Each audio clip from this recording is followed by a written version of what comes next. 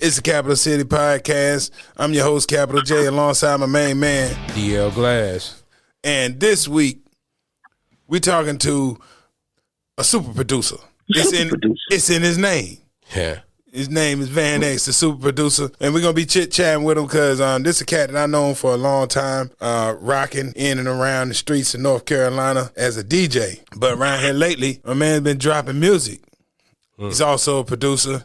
And like we try to do all the time, we try to educate you because I know a lot of y'all listening are also trying to get in the game.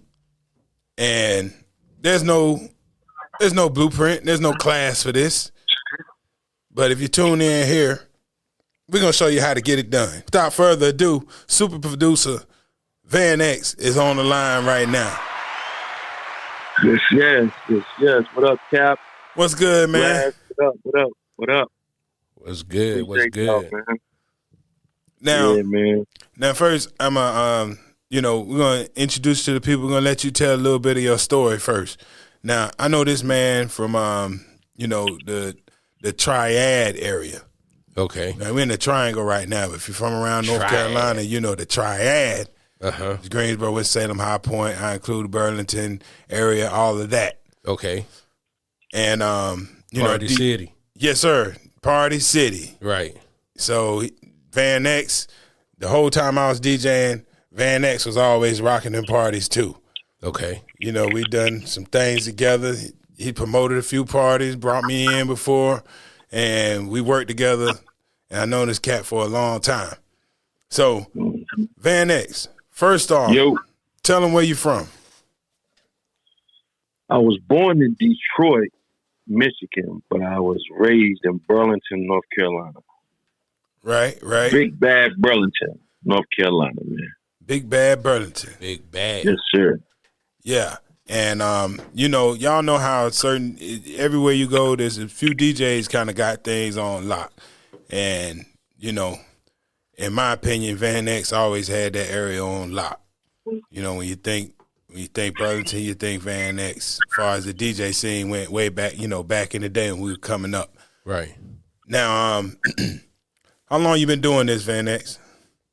Oh, man. Man, I started off right after high school, in high school, actually.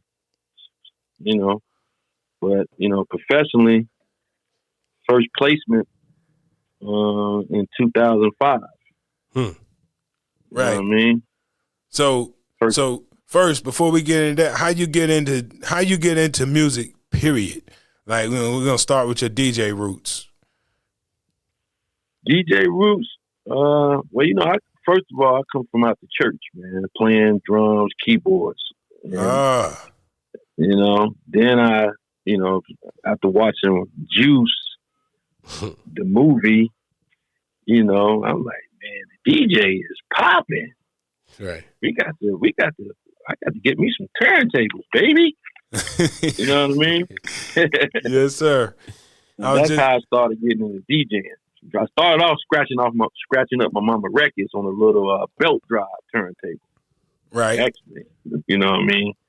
And I, started gathering turntables and didn't have the money for the 1200s yet, but I started working at a grocery, a store, a record store in Burlington owned by Mr. Crow. I got to shout Mr. Crow out. He gave me my job at a record store. And I was able to save up my money and buy 1200 at a time. Right. Bought one, then I saved up enough money and bought me another one. You know something? I'm sorry. I didn't give you your proper credit. First of all, let me explain something. We're talking to this man because he got singles out right now. And he got features with the likes of Fabo from D4L, DJ Drama, Project Pat. So, we're not just talking to somebody that ain't doing nothing here. So I just got to preface everything by saying, this dude is really in the game. Right. Okay, now back to your story. Yeah, so it started from there, man. Started DJing parties in Burlington, house parties at the crib for the boys. And from there on, man, I started I started getting drum machines, look, karaoke, Casio keyboards, stuff like that, and a Boss drum machine. I think it was the first drum machine I had. Was it a Dr. Rhythm? I think it was, man. Yeah, I think so. It probably was that Dr. Rhythm. Jeez. From there on, it was. I remember that. You had one too, huh? Hey, Dr. Rhythm was out there. Yes, sir. You know what I'm saying? But yeah, I started with a little Casio too, with a little sampler on it. Mm-hmm. Because that was the next best option. You can't get an SP, Casio got something for you. Right. Hey, I got a question. Yeah. Was Mr. Crow, the record store owner, was he white or black? Black. Wow. Okay. Yep. Yep. And that was the only one in Burleson during that time, or ever? The only one. Only one. Wow. I tell you, he had that thing full of records and speakers. He let me use his speakers to go DJ parties before I was able to, buy my own. Mm-hmm. That's how I got in, bro. Awesome. I actually blew one of his speakers, boy. He tried to tear my head off about that. Now I think about it. Yeah, everybody's story starts with a benefactor. Right. Yes, sir. Okay. Yeah. So what kind of music is out during this time when you're at the record store? What's some of the songs you remember from that time period? Probably like Biggie and first Biggie album. Word. Yeah, like Mobb Deep.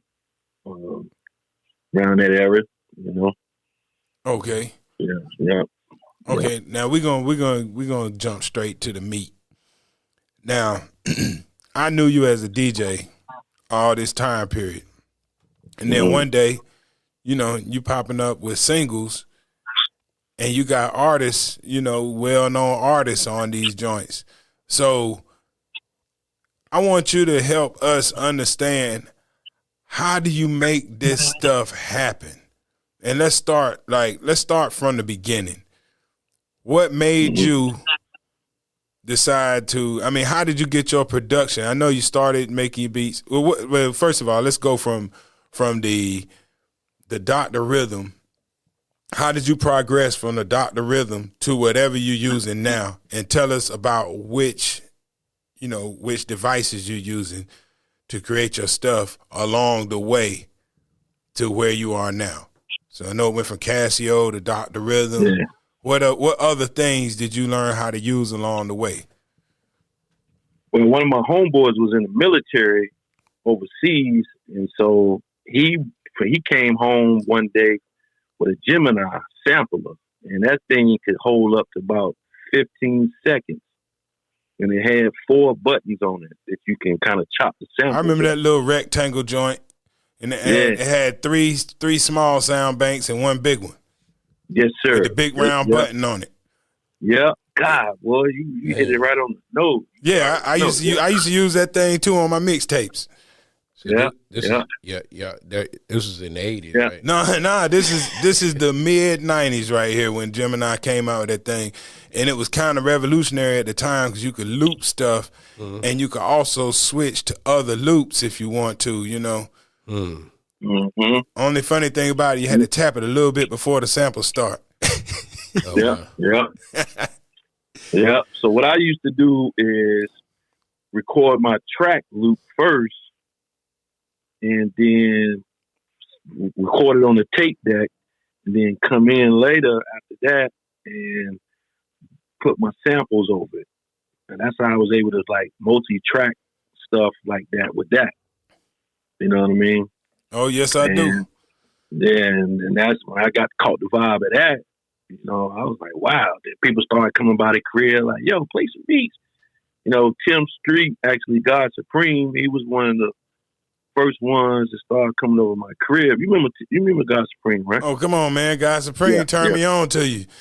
Yeah. So he come down the house looking like Kid and Play, the light-skinned dude.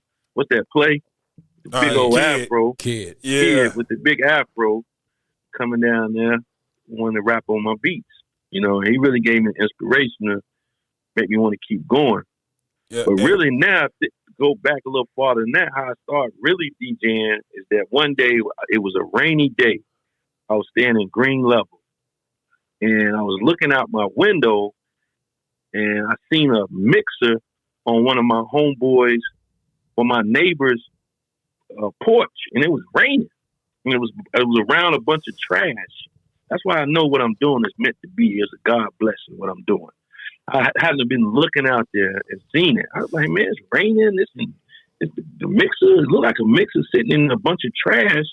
So I went out there and grabbed the mixer. I'm like, it must be trash. He don't want it. I didn't have a mixer yet. Right. So I got the mixer and waited a couple of days, let it dry out, and plugged it up, and it worked. Wow. You know what I'm saying?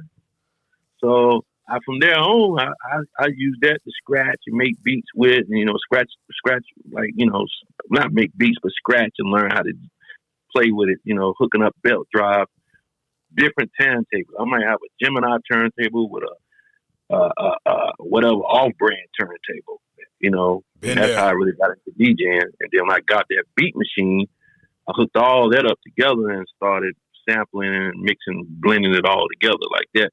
I actually used to play break beats. Now I think about it, and use that Gemini machine to play over the beat, over the break beat, and use my tape deck to record it.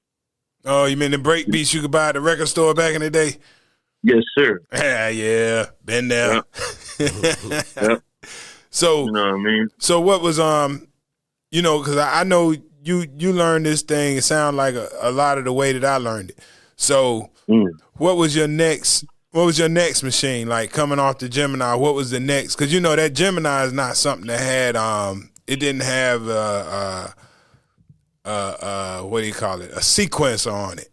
So right. what's the next machine that you got to learn how to use the real stuff? Because like all this stuff we talking about costs less than $300. Yeah. When you get to the $1,000 to $1,500 range, you get sequencing and all that, syncopation and all that stuff. So what's the real machine that you really cut your teeth on? SB 1200. Me too. I love that. I still got one, Van. That's the one where you said the drug dealer finance for you, right, Cat J?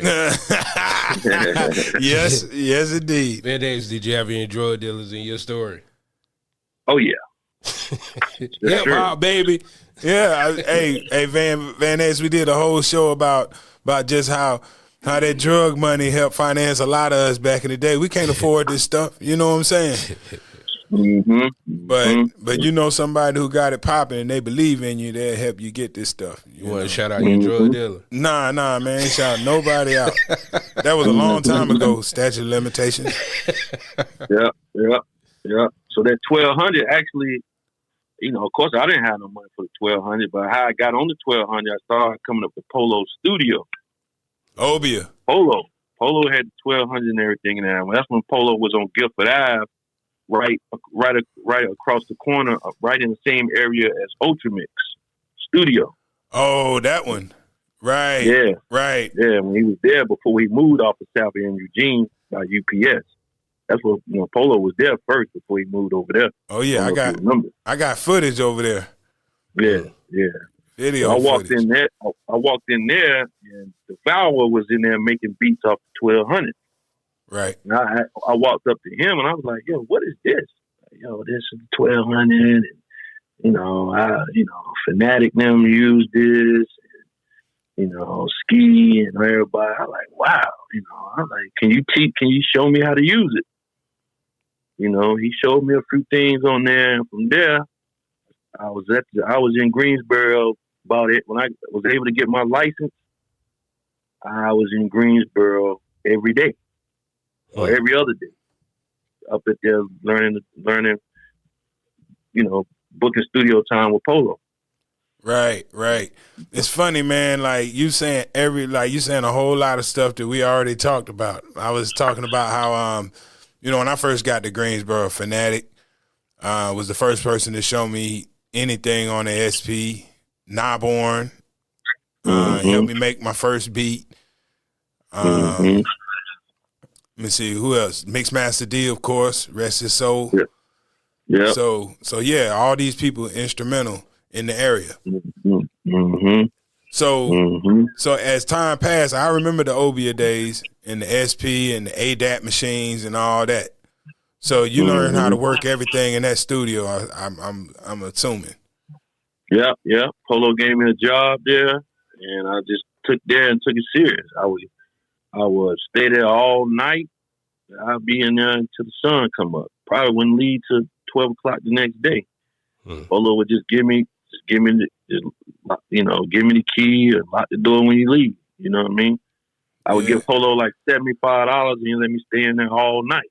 Yeah, shout out incredible DJ Polo, man. He did a whole lot for a whole lot of people. Oh yeah, I give Polo hella props, man. I just talked to him yesterday. Sure enough. I just talked to Fanatic about an hour ago. That's what's up. You gotta get Fanatic on too. Oh yeah.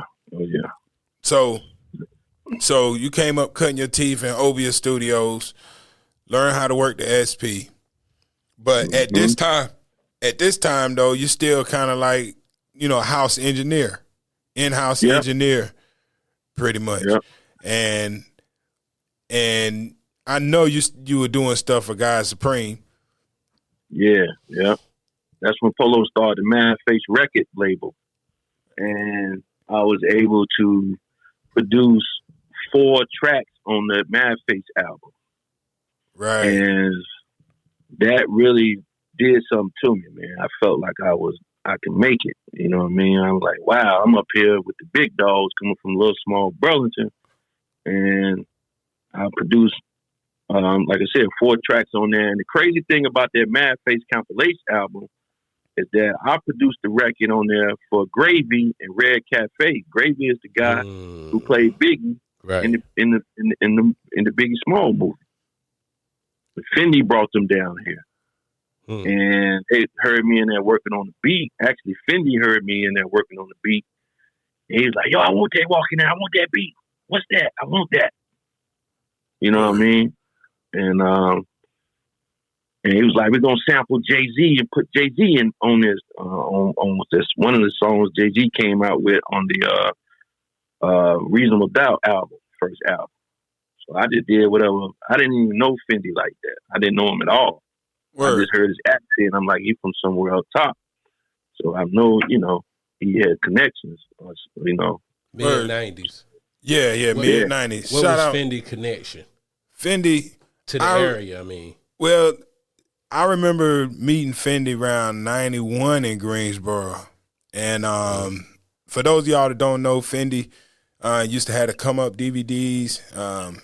He's basically kind of discovered Nicki Minaj. But originally, I knew him as an extension of the Big Daddy Kane fam. Right. So, Fendi, Scoop, Scrap, they were all boys from the same area, I'm assuming. Right. And he was always down here, but I don't know why he was in Greensboro. I always wondered that. Yeah, maybe we'll get him on one day and find out. Right. But yeah, he's been a constant fixture in the area for a long time. Right. You say you met him in 91. 91, 92. Wow. Playing basketball at UNCG. Wow. And Vanex, you know Cap J is the mixtape true original king of North Carolina, right? Oh yeah, off the rip. Okay. Off the rip. All right. Yeah. So you got put on to some Gravy and Red Cafe back in the mid-90s. I didn't even know that. Yeah, a lot of people don't know that. I'm about to, as time keep going, I'm a broadcast this story, bro, because really, I produced the first record for them guys. I'm sure they recorded it in New York, but I don't think they ever put nothing out. This Mad Face compilation, I think, was the first time they actually put something out, like with a record company. So actually, I produced Gravy and Red Cafe first song that was put out through a label. I remember that compilation, and I know I still got the wax at the house, but I don't even think I realized that they were on it. Yeah. The song's called Spit That.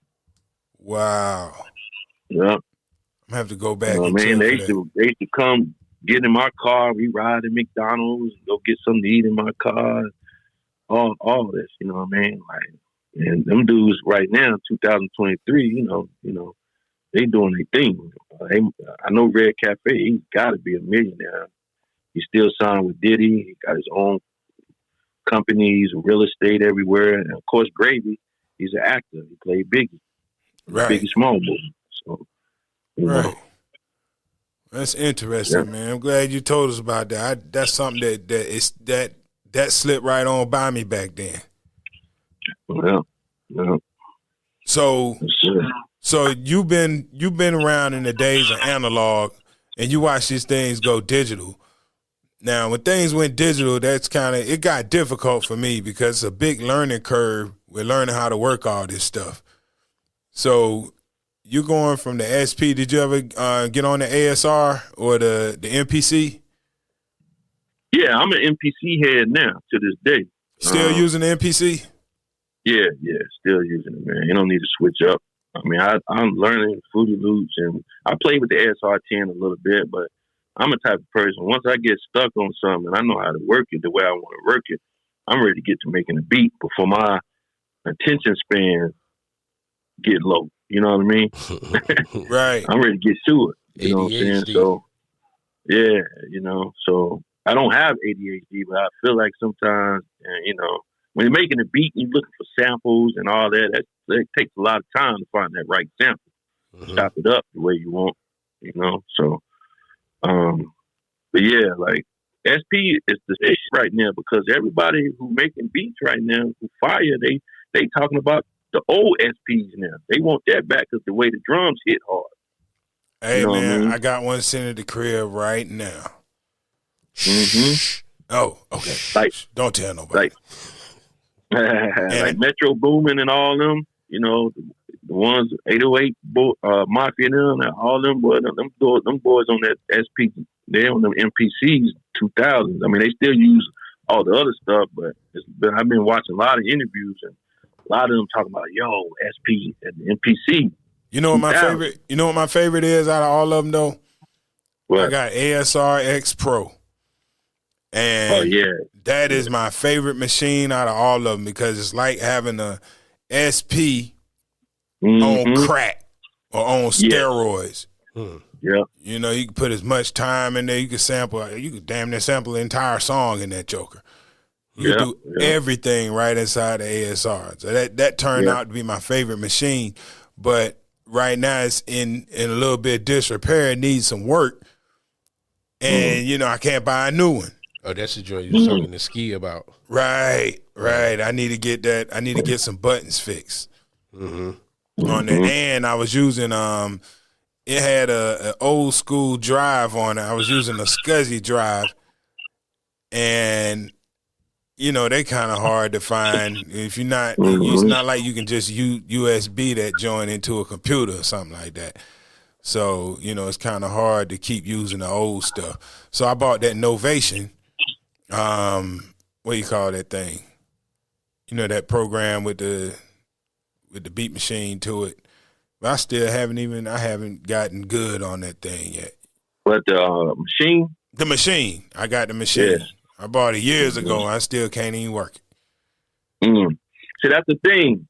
That's why I just stuck with the MPC because I was like, man, I want to go ahead and make a beat, man. I don't want to take time out to learn how to work something else, which I still regret that because it's good to be able to learn all machines because when you're in the room creating with other people, other producers, other studios, sometimes they ain't going to have what you normally work on. Yeah, and it makes it easier. Producer need to learn how to work everything. Makes it easier to share stuff, too. Like, that's where Ski thrives to me. That's one of his strongest, Ski Beats, one of his strongest selling points is that he works everything.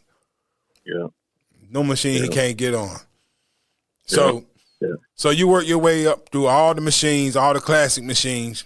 We know you hit the Gemini, the Dr. Rhythm, the SP, the MPC, but all that's back in the day. So we're gonna fast forward and tell me, like, we know that you did your house engineering work, been a DJ and all that. When did you decide to parlay this into your own thing? Like what point did you say, hey, man, I've done all this producing and stuff. I need to put this stuff out myself? Yeah. Well, actually, I started thinking about it when I opened up my own recording studio. I got a studio called Exclusive Studios here downtown Greensboro. And we got 4 recording studios in here. So I started, some of the artists that came in here recording, of course they need a lot of guidance. They need some help how to put their music out. I would start thinking I have to open up the studio. I might need to start a management company, a label or something. You know what I mean? And I was like signing a couple of artists, and things weren't working out with them. They crying over working hard. They want to tell me how to do stuff, and they have zero experience. And I'm like, bro, I'm gonna crash trying to listen to you or trying to work with you because y'all, it's you. Right. You don't want it. You don't want it, man. Come in here freestyling. Right. Don't even have their songs together. Yeah, wasting my time. You in here damn doing bubblegum this all night. I ain't got time for that, bro. But I still doing it? I still found a way to make it happen. But every time we would get to the business and I need them to be here for an interview or this radio station or all this and that and the third, they can't get there. Their baby mama tripping, my girl tripping. I'm like, man, I'm busting my ass, shooting videos, putting them out, sharing my brand with their brand, and they ain't taking it serious. So I was like, you know what? I started looking at damn DJ Khaled. Said, you know what, bro? And I looked at drama. I'm like, man, I can do the same they do.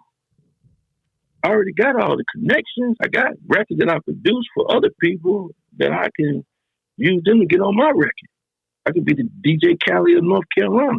Word. Now, what you just described, do you think that's one of the things that has hindered North Carolina from getting quote unquote on? Work ethic. What you mean? Work ethic. Like hindered them as far as what direction? Just straight up work ethic. Like, you're not the first person that's been on this podcast talking about how hard it is to get dudes to take this seriously. Mm-hmm. Yeah. And yeah. The reason why I asked that question, tell you a little bit about myself, because I'm into film. I haven't done almost anything in music except being a fan of North Carolina hip hop. And in film, I can say that it's similar to what you guys described as some of the limitations for music, which is having the artist engaged in their own career, just as I am engaged in their career. And I mean, because me and another filmmaker had this conversation a couple weeks ago where we were talking about it's hard to find talent to produce the work that we want to have produced. Even if you pay them, sometimes they don't show up. They come with all these excuses and stuff like that. And I'm very critical of North Carolina and some of the aspects because so much talent is here. Like, and I always ask people, and Cal J knows this, I always ask people, like, what do you think is one of the limitations or one of the obstacles that's stopping North Carolina from being where it needs to be? And outside of, because the first artist that I seen that North Carolina stood behind was the Baby. But there's so much more talent in North Carolina than just the Baby. Why hasn't North Carolina rose to the levels that the Baby did before the Baby, or even after the Baby, or J. Cole? Yeah. Well, one thing about me, I look at it a little different because I really feel like North Carolina been on. It's just the game is been so up top-ish or West Coast is that North Carolina didn't have its proper shine in the industry, even though we got some of the best artists come out of North Carolina. You know what I mean? It's in the music business. It's just, I think that's just how the music business is, but people got to understand that hip-hop is just 50 years old. So it's just like marinating chicken. You got to let this marinate for a couple of years, a couple of decades, because each state and each part of the country is going to get their shine. Yeah. You got other people really controlling the industry. So they can control what part of the state or the country they want to shine on, depending on who they want to sign.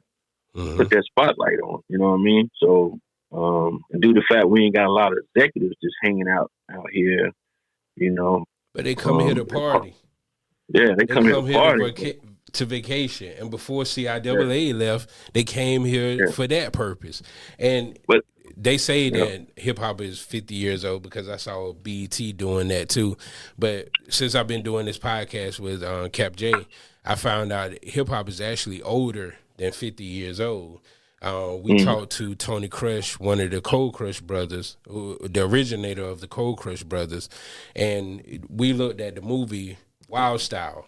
And I said to Cal J, we did our movie night, and that reminds me, we got to get back to our movie night. Yeah, we do. So we were looking at Wild Style, and Wild Style came out in 83. They recorded in like 81, 82 and dropped it, like 83. And hip-hop was so polished at the time that this movie came out. And I said to him, I said, bro, like, they've been doing hip hop for a long time before this movie came. And even talking to Tony Crush, the Cold Crush brothers signed their record deal in 72, maybe. No, it was the late 70s when they. The late 70s. But they had been in the park doing hip hop for so much time before that. And you put me on to what's your boy name from Durham? Fat. Here come the judge, Pig Meat Markham. Pig Meat Markham. I'll never forget that name. This song from the late 60s, and dudes just straight up rapping on it. You ever heard that joint, Vanex? Durham, North Carolina. Listen to Here Come the Judge by Pig Meat Markham. Yes. Okay, look that up. Pig Meat Martin. I mean, and he is killing it. I mean, he's straight up rapping. Yeah. So, you know, what Cat's doing, you know, didn't just start. Yeah. Absolutely. Yeah. I think, I always say, my philosophy has always been, our problem here is that we get so much influences from all over the place. Like, you know, we get the go-go, we get the house, we get the reggae, we get the dirty South, we get the New York, we get the West Coast, we get everything here. And it keeps all that musical influence keeps North Carolina from having its own definable sound. Right. That's why our artists go out and they, you know, we might have dudes that become national successes, but they don't necessarily, it's hard to have homegrown support because we don't have our own thing. Like, you know, Go-Go is DC. Baltimore Club is Baltimore. New York got their hip-hop. Right. New Jersey got their house music and their club joints that they rock to. New Orleans got their sound, that bounce music. Right. Atlanta did it one way. Miami did it another way. We got all of that poured into us, so you subject to get anything from any artist in North Carolina. And it's not necessarily going to be a North Carolina thing. It could be anything. Right. And I think that the first guest we had on the podcast who actually had a North Carolina cultivated sound was Waleed Coyote. Yeah, Waleed, messing around with Colonel Loud and all them, that run he had, that I think they found a sound for North Carolina. Those old soulful samples. And Vanex, you know who Waleed Coyote gave credit to for being able to cultivate the sound that they putting out now? Take one guess of who he gave credit to. Fanatic? Cap J. Oh, word? I was surprised as you were. Let me tell you something, bro. Oh, wow. So when Cap J was putting out his hip-hop collection of mixtapes, I was a youngin'. I was a jit. And this dude impacted my life because of how he made these sounds come together. And later on, you had somebody like P. Badders who came out with Home of the Liquor House. And it gave North Carolina a sound that nobody else can duplicate, that sound that comes from the Home of the Liquor House. I dib and dab with a little bit of everything. I like West Coast, Tupac, then I might be over here sampling something that might sound East Coast, you know. So I was a DJ, so I just wanted to make club records that some people can bounce to. I know I could play if I ever get my songs played in the club. And that's that North Carolina thing right there. Right. See? Because just everything passes through here. We listen to everybody here. Yeah. And being off of 85, I could just imagine the stuff that you were exposed to. We were off of 95, and you were off 85. And some people say 85 is the drug trafficking capital of the world. So, you know, and I know what 95 did to us and our sound. So, I mean, that's crazy how North Carolina is a melting pot and a belt between the North and the South and the West. Yeah, I consider North Carolina a gumbo of hip hop. We everything. We Without all the okra, because I don't eat okra. All the sides of the country all mixed together. Right. You know what I mean? Being here is like being in Cali without being in Cali. I tell you who got a good sound that I think is pretty North Carolina. What's that dude from down in Fayetteville area? Was his name Moray? Moray, yeah. Hey man, as soon as I saw that video, me too, without knowing one thing about this cat, I looked right at that video. I said, wait a minute. That dude look like he from North Carolina. Absolutely. Without even knowing. And then I heard his music. I'm like, you know what? This is not like anything else really that's out there. Right. And but you know, that's another thing about North Carolina. Every place you go is a little bit different than the last place. And that's obviously the sound of Fayetteville. Absolutely. So yeah, that's a cat that definitely has a sound, man, and that's part Moray ain't from North Carolina. From what I heard, he ain't from North Carolina. He just moved to Fayetteville before his career started popping. Oh, really? Yeah. I forgot where they say he's from, but I want to say somewhere like Ohio, you know, somewhere up in that area. Philly. It's good that he repped North Carolina because enough North Carolina artists and producers and stuff rep Atlanta that it's about time that somebody came here to rep it. B.O.B. was born in Winston-Salem. Absolutely. Jeezy was born in North Carolina. Jermaine Dupri was born in North Carolina. Yeah. So there's a lot of cats were born here, you know. Right. But you know, B.O.B. spend a nice amount of time here, but you know, cats get down to Atlanta, and that's Offset. That's what pays the bill. Hey, Offset. Yes, that's the hometown right there. Yeah, man. Yeah, but me, I mean, I wasn't born in North Carolina. I was born in Detroit. Right. And you know, but. Hey, really, to me, it's like Raekwon. I mean, Rakim said, "It ain't where you from; it's where you at." Where you at? When it comes to them getting the job done, bro. Yes, indeed. So we're gonna fast forward a little bit. I want you to explain. Like, you can even help me out with this because I done a lot of productions too, but I never got how do you go about getting features? Like, how does that work? I you know, this is something that you be teaching me and everybody else too.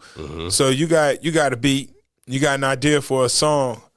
Hey, how do you get Fable or Project Pat or, you know, DJ Drama involved? Explain this to us. Yeah, for me, how I got into it like that, you know, like I said, I was a DJ. And then from when I used to DJ parties, I started thinking like, man, I started throwing parties in Burlington. And I used to DJ my parties and hire get one of my homeboys to take the money up. Was that you that was on the news for throwing a party during the pandemic in Burlington? No, hell no. You remember what I'm talking about, though, right? No, I haven't even heard. Yeah, I ain't heard about that. Oh, but it got charged for it. He had like over 500 people in one spot for a party during the pandemic. But that ain't the only thing that was going on in Burlington during the pandemic. They had the racetrack open and everything, you know. Oh, wow. You remember? They had to shut the racetrack down. Yeah. Birds just said, wet pandemic. Wet pandemic. Yeah. But yeah, from there, I started, you know, throwing my parties and doing that, and I said, you know, it just started getting crazy, packed, and jumping. And I'm like behind turntables. I'm trying to go lead the turntables and go break up a fight that might happen. I need to go handle something at the door. After a while, I just started becoming like I couldn't even focus on rocking the club like I want to. So I was like, man, off the DJing thing, or DJing for somebody else making $200 or $300 or $150 a night. I'm gonna throw the party and make $2,000 or $3,000 a night and pay the DJ what he want to get paid. You know what I mean? Right. So from there, I started booking artists, you know, celebrities to come to Burlington. And when I would leave the club, or book them, I would set up studio time so we can go in the studio. Oh, nice. You know what I mean? That's that Detroit in you, huh? Yeah, you know, that's that Diddy shit. You know, and I was like, you know, I would always have my beats, and I would get people to get features from them and shit like that. But my main goal was get them on my beats, let them check me out, so I can get some placements on some people's albums and shit. So I mean, I already know most artists come in town, they want to do a show and they want to get that feature money as well. You know what I mean? So I'm like, shit, if I get a feature from every artist that I bring, or that's in the city, or that's at the Greensboro Coliseum, I'm coming in there with beats. I'm with some of the hottest rappers in the city that would want to buy features, and I got the beat. Right. So, you know what I mean? I would build relationships that way with them. So tell me this: how much in general, like somebody wanting to do this, how much does somebody expect to pay for a feature? And give us like a low number and a high number. I mean, in today's market, it depends on what time you catch what part of time you catch the artists in their career. You got some new artists who just getting hot. You know, some of them, when they come in town, it might be 2 bands, 3 bands, 500. You'd be surprised. I can tell you some artists that I booked that came and did a feature for $250, and they were some of the hottest guys in the street at that time. It's just all about how you negotiate to get the deal and how y'all vibe. You know what I mean? Right. So, you know, I mean, I know people who got features from Lil Baby before he popped, right when he came out, and they made you pay the stack. You know what I mean? Just catch them in the right time, and if they already there, then it's a whole lot easier than. Oh yeah. But what if you got to reach out? Now you probably really gonna pay out the yin yang if you got to reach out. Yeah, you're gonna reach out. You're gonna spend 20, 30 bands. Like somebody like Lil Boosie, he want 30 bands. Right. 20 to 25 if he like you. Right. You know what I'm saying? So if you catch him in the area while y'all just chilling, then slide me a little something and we get it popping. No, that's the slide me something number right there. Boosie, yeah. Yes, sir. Hell yeah. No games. Nah, he but ain't then playing at no the same time, like I said, sometimes you catch them in a good mood and if they like you, sometimes they might do it, take an extra 5 off, you know. Right.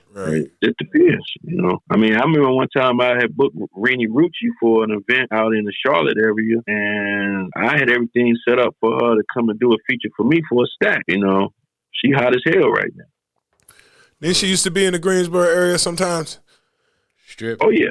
I mean, she's from South Carolina, so it ain't far from Charlotte, you know what I mean? Right. She's out here all the time, you know, but she was, you know, just getting bubbling real hot, you know, and she said normally she don't do that, but since I'm the promoter and book, you know, want to do a booker for a joint, you know, a feature, she showed me some love. Word. Yeah, somebody like that. You know, even with Nicki Minaj, when she used to be out here with Fendi, that stack changes things. When you got that stack, you know, 800-900 sound good, but when you say a stack, okay, well, look, they looking at you, you know, they thinking about it. You know what I mean? Yeah, because if they right there and everything ready to go, you know, it's only a few minutes work. Yeah, but I say the average number, if you catch them on the slide, you be like, I got 1,000, and be like, yo, just give me 8 bars. You know, they like, yeah, I knocked that out in 15, 20 minutes. I like the beat, and it's a wrap. Yeah. That's what's up. See, a lot of people don't know that. They don't know that. You're informing the people right now, but you gotta catch them when they in town in the area, and they got to mess with you. You can't just be no rando. Yeah, you gotta just the way you approach them. A lot of people I ain't know them like that. It was just our business relationship that we got to know each other. But I guess the way I negotiated the deal and talked to them, I mean, they respect it. You know, it's all how the approach you come. You in there drunk, slobbering, high off of pills, and talking to them, spitting all in their face. And they gonna, man, gone, bro. Let me get my back in. I'm out of here. You know what I mean? Right. But if you step to them like a business person, as they like to be treated the right way, and, you know, let them know they're going to be in a comfortable environment, come knock it out real quick, and you can leave. That'll be a lot of these artists don't like coming to those studios when they're in town, because the environment would be fucked up. Be 1,000 niggas in the studio, and everybody got guns and blowing, crazy acting. Like, no, bro, come on in here, get your feature done, get them out the way. And the next time they come in town, they might pick up your phone or ask you your email. Right. And that's how you build relationships in the business. Relationship is the key to success. How was your relationship with Fabo? Me and Fabo relationship is like, that's great. I respect Fabo. He showed me love every time I call him. He pick up. You know, if he don't pick up, he hit me back, text me back. You know what I'm saying? And I started building a relationship with him by booking him from shows. You know what I mean? Booking him for my parties and concerts to come out here and do. Mm-hmm. You know, and then one day I was like, booked him for a show when I started thinking about putting my own records out. I already had a beat for him that I've been working on. I might have had this beat for a couple of years. Mm-hmm. And I made it for him because I like his voice and I like, you know, how he tie the club up, you know. I got to get him on this. That's how that Turnaround song I got with him out came about. Straight silk popping. Yeah. Spread it open. Let me see it. Hey, now, Project Pat. That's one of my favorite Southern artists of all time, man. We listen to Act the Fool, man. That joint is popping for real. Appreciate it. Yes, sir, man. That joint is fire, man. How you running the Project Pat? How you get that thing popping right there? Same way, booked him for a show, and I was setting up some stuff for him to do a feature with some of the artists I would work with. Again, them niggas was BS and bull jive. And I'm like, bro, I got Project Pat right here, bro. What we gonna do? What you gonna do? Right. Got the beat. They bull jiving, bro. You know, so I was like, you know what, man? Let me do it. Let me do it myself. And we went to the studio. Pat came in the studio. I put the beat on, and he said, "Yo, Van, can you go get me a case of water?" I said, "A case of water?" "Yeah, man. You know, it's in the contract, man. I need me a case of water, man." I said, "All right, man. I'm going to run to the store and grab the water real quick." After I had the engineer queued the beat up. And by the time I got back to the studio, he was just about to walk out the booth. You know what I'm saying? Nice. So I had already gave him the script of how the song go. And he heard that, and by the time I went to the store and come back, man, he in there at the Fudio with the Tudio going crazy. I like, wow. Yeah, he killed it. He killed it. He killed it. This record gonna be crazy when everybody really catch on to this record. Right.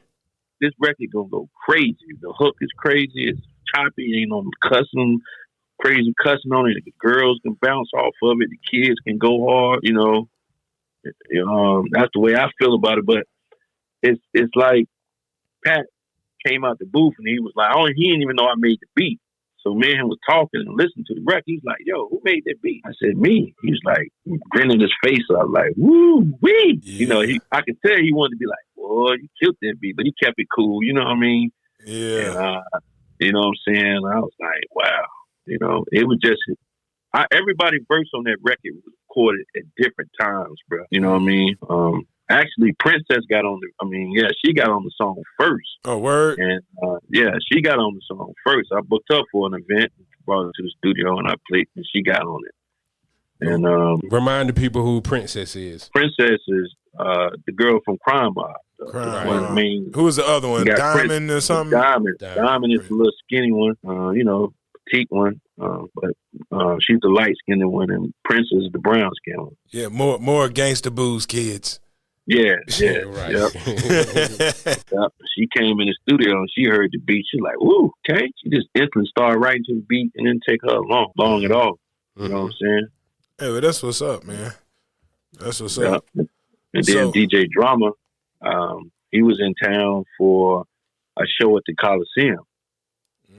And we negotiated him to, swing by the studio. And he, we talked business and he was like feeling the vibe and, he laid his part. Hey, well, that's what's up, man. Hey, I just want to say, man, hey, it's been nice watching you progress. You know what I mean? Yeah, appreciate it, bro. Yeah, I mean, a lot. Yeah, because we've been doing this for a long time, so I like watching people go from here to there, and we hope this thing continues to work out for you, bro. Thank you, man. Appreciate it. Yep. So what's next? I mean, like right now, for those of you that don't know, I work for Media Base, and Media Base is basically a music tracking service. So when you wonder how do people know how many spins their songs getting on radio, I help find that out. And so I see how the songs grow. Like, so when Vanex releases a song, I talk to him. He's like, Cap, got a new song. Put it in the system. And from that point on, it's being tracked. So we know where, you could tell where it's being played all over the country. And that's another thing people don't know too. Like, once you get your music out there, you got to figure out where is it going. Like back in the day, SoundScan was a big deal because you want to know how many copies you sold. SoundScan was a service that told you that. And MediaBase and BDS were services that tell you how many spins you get on radio. So I've been watching your music grow. Yeah, it's just nice to see this thing spreading. So but you keep right on doing this thing, and it's going to turn into something. Everybody starts somewhere. So what's next? What should we be looking for? Like right now, you got Active Food, Turnaround. Tell us what you got out, and tell us what you plan on doing next. My other record that just dropped is called Married to the Money, and it's an R&B song. And I really feel like this record is going to be more likely be the one, bro, because it's R&B with a hip hop feel. And right now it's on a lot of stations. All the DJs is giving me good feedback on the mix shows, and they just started playing it. Really, just started playing it. At the top of the new year. Who's on that one? And the thing about this record, I don't have no. I got some artists. I wrote and produced this record. I got artists that recorded at my studio. 2 artists on the name T Rice and Lil Kilo. Okay. I got them on this record. They're from Burlington. Nah, they from just around here, Greensboro, I believe. But yeah, I kind of brought them in at different times in the studio off the beat I made, and told them the direction of the record and how I wanted to sound, and we put it together, and it's actually been getting good response off the radio because it's just like that vibe, that radio vibe. You know what I mean? That midday 12 o'clock drive where you got your kids in the car. You know what I mean? Mm-hmm. Right. Type vibe, but it's still a sexy record. You know what I mean? And they got an old school vibe to it with the bass line. So, but yeah, that record right now, that's the one we got out. So really, I got 3 records out. 3 records out that's on this spinning on radio. You know what I mean? Yeah. And that's very rare for indie artists. You know what I'm saying? I think because most people just focus on one record at a time. But I was like, okay, the Fable record, Strip Club record. But I started studying how radio play stuff. I'm like, yo, bro, I need some R&B because Drake really, he playing on white stations, black stations, everywhere. It's because it's that R&B vibe. You know what I mean? That's really killing it. Right. So I was like, that's the way to go in a way if you want to get on radio the right way. You know what I mean? The daytime areas, the morning areas. Because radio change at the nighttime. That's when all the mix shows be on, you know what I mean? And, stuff like that. Cap, you DJ for 10, you might have a 20-minute break every now and then with mix shows, but a lot of the mix shows are late night, Friday and Saturday nights, you know what I mean? But tell me this, as somebody who's releasing music, how important is radio? How important is streaming? I mean, the way I look at it, just seeing it, bro, radio make you a star. Streaming, you on there up against all the big greats. You know what I mean? Right. You figure out a way to get your record on the radio, get DJs breaking it, and you can start creating demand, getting booked for shows and getting features, and then you can start making a living off this shit if you got your business structured the right way. So in your world, radio is still important? I think so. Right on. I don't care what nobody says. Streaming, because streaming, you ain't really making no money off this shit like that. They're giving you little pennies, bro, off of streaming. So and if you're a new up and coming artist, you know what I'm saying? That take time to build the streaming numbers up. And with the radio market, you can figure out where you popping and go there. Yeah, I mean, you got to roll the dice. Yeah. It ain't that easy to get on radio, bro. You really got to be a networking, a social butterfly, and people got to like you. You know what I mean? Because they got too many records to play within an hour or 2 hours. They got to play the hardest records in the world. Now, they got to keep their job. You know what I mean? They got to keep the fans happy. Now, you know me back in the day when I was on, I never charged nobody money to play their songs. But now that you're trying to, I never asked nobody for money. You can ask God Supreme to this day. He never gave me, like, I never said, yo, man, I'll play it if you give me this. You know what I mean? Yeah. Like, I was just like, man, just make sure you got on wax and make sure it's because, you know, that's one thing about God Supreme. He was always releasing something. He put out, like, it would bring you actual wax. You know what I'm saying? Yeah. He knew the mark. He knew how to move. Yeah. He knew how to move. So now that you're doing this as, you know, basically executive of your own record label, are people asking you for money? I mean, certain DJs, they want it, the ones who, you know, feel like they got a certain leverage, you know. Who? And I respect it, you know, sometimes. Who? You know, and sometimes I'll be like, you know, like, come on, bro, like, show me some love. Listen to the record, and if you like it, you know, show me some love. Now, I'm still going to tip you, you know what I'm saying, if it need to be. But me just learning the business and starting to learn the business as I grow, I really started learning that sometimes the money don't build the right relationship sometimes. If I find a DJ who really like the record or like what you're doing and want to support it and see the vision, I'd rather spend money with them, and they're the ones who don't even want no money. Right. That's because what I always tell people. If you, like, once you pay somebody to play your record, or as a DJ, once you take money to play a record, then you're going to take whatever they give you. But if you make them make a record that you like, then it helps you and the artist. Yeah. But the thing about that is a lot of these records that still ain't getting no play that DJs like, I feel like. But sometimes it's just, you know, they got a certain amount of records they got to play. Well, their hands are way more tied than they were when I was on the radio. Yeah. Like, I didn't have the restrictions, as many restrictions as a lot of DJs do today. And the more corporate the game has become, the more your hands are tied.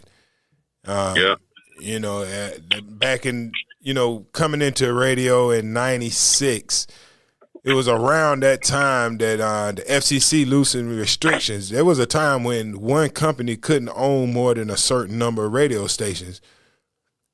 So there wasn't a chance for like a Radio One or Clear Channel. I worked for iHeart, which used to be Clear Channel. And when I started working for MediaBase, they owned 600 radio stations.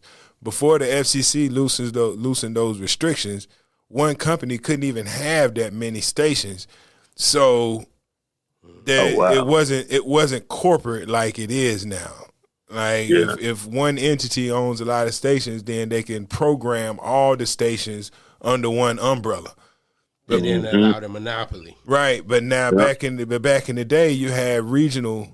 You know, radio is kind of regional. Like one company might own 10 stations in one market or one part of the country, and they don't really have their hands in everything. And so as time passed, though, now it's pretty much it's either iHeart or it's Radio One. For the most part, you still have other like Sinclair and you know there are other radio station ownership entities out there, but the big dogs are Radio One and iHeart, and mostly everybody works for one or the other. And it makes it really, really hard to break because now they're not answering to somebody who's local anymore. Yeah. You know, everybody's answering to corporate now. So, a lot of dudes got their hands tied. It's getting much harder to break in. Yeah, real hard. Yep. Real hard. But building the right relationships and networking, you know what I mean, is the key because, I mean, don't get it twisted. I still pay DJ. I still don't mind paying a DJ. First and foremost, I'm a DJ and I respect the brand. And I pay the money not to get you to play the record. I pay the DJ the money because I respect your brand. Out of respect. But that's the difference in legal and illegal. Right. Like, you know. Right. Hey, saying, was like who? Right. Nah. You can't ask who. But when you know, if a DJ say, hey, give me this money and I'll play your record. Right. That's still illegal. But right. I like this record. I'm going to play it. Man, I'm going to break bread with you. Yeah. That blurs the lines a little bit. That's different. That's different. That's love. Yeah. Yeah. So, that's what I like. So like, bro, lunch on me today, bro. Appreciate you. Right. You know and that's, they can eat all day. Yeah. Nobody's going to give me any headache about that. But it's so many DJs. I was thinking the other day, man, like I deal with a lot of DJs. I'm building relationships with DJs like crazy. But when you think about it, if you're trying to get like 50 DJs to play your record, man, I don't give a damn if you giving a nigga $50 or taking them out to lunch for 50 DJs. That shit'll add up, bro. Oh yeah, it's a big bag. You know what I mean?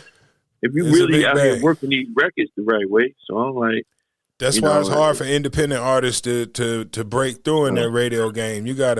That's why you gotta do so much homework ahead of time too. You gotta do all this leg work because for an independent song to end up on multiple stations or 50 DJs playing it, it's not gonna you're not gonna be able to feed that many people. So you just gotta make this song gotta be a real hit. And they have to play it because it's beneficial for them. Yeah. You know, it's like this song's so high I can't not play it. And that's what you're looking for. You want one of them joints. And when you get it, you're gonna know. So keep on doing that work, man. One of these joints gonna, keep on throwing stuff at the wall, something gonna stick, and it's gonna be something major.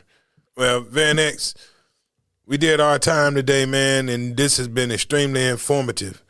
I'm glad you had a chance to come on, man. Appreciate you stopping by the Capital City Podcast. Yes, sir. Capital City. I appreciate it, man. Wish y'all the best success as well. Hey, we wish the same for you. Spread the word. Yep, spread the word, and we're going to tell everybody, too. Ladies and gentlemen, super producer Vanex, spelling is important.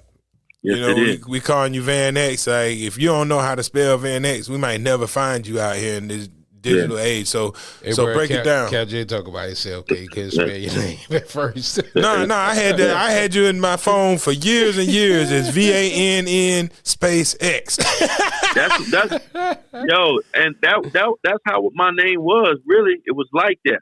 The reason I changed it to Van X is because with the E in it and took the X out is because on the 8 Ball Living Legend album that me and Devour produced the records, they spelled my name wrong on the credits. They spelled it VANEX. So you just ran with it. And Puff like Van X. Shout out Devour too. Yeah, so from what there record on, was that again? It was the Cadillac Pimpin' and Shot Off record on the Living Legend album with Bad Boy and Universal with 8 Ball and MJG. I know what you're talking about. That's why I wanted you to say it again. This man been around. Me and Devour produced 2 tracks on that album. The album was damn near platinum now. Mm-hmm. We produced the second single called Cadillac Pimpin'. It was on 106 and Park. It was the second single off that album, right behind the Little John first single. The active, we don't want no drama. I can't think of the name of the song, but this crazy record. I just put that in my mix yesterday. You don't want drama. 8 Ball MJG. Yeah. Right. The throwback mix I did. That's crazy. Well, that's what's up, man. This man's been around, people. Pay attention. Right. This ain't the last you're going to hear from Van X. Hey, look, we signing out, folks. It's Capital City Podcast. I'm your host, Capital J, alongside my main man, DL Glass. And that's what it is. You can catch this show anywhere you get your podcasts.